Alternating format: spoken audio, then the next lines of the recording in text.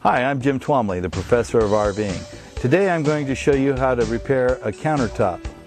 Now, I know many of you have different materials in your countertops. This particular situation involves a broken stovetop cover that's made out of Corian. Corian is a brittle material.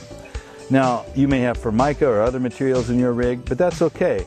The ideas that I'm going to share with you today will help you in repairing your stuff in the future. All right, let's get started. My stovetop cover cracked when I put my weight on it. Now where am I going to put my coffee pot? I better get busy fixing it.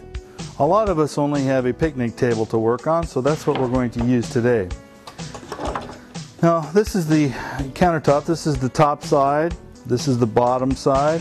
And what I'm going to do is I'm going to glue this piece of plywood on here like so. Okay, I've chosen to use Gorilla Glue. I really like Gorilla Glue. You have to be careful with it though, because it has a tendency to foam up, and so the projects that you use this with, you have to be selective. Sometimes you're going to just want to use a white carpenter glue.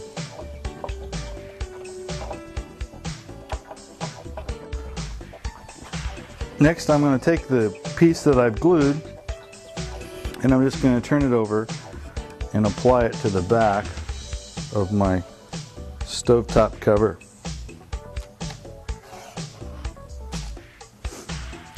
I'm going to use clamps in order to glue this on here.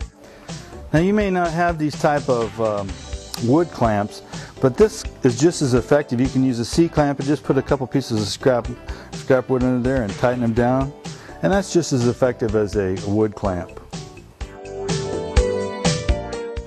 As you can see, I put the clamps on. I've glued the plywood to the back of the stove cover, and then we're going to let it dry and then apply it back over the top of the stove.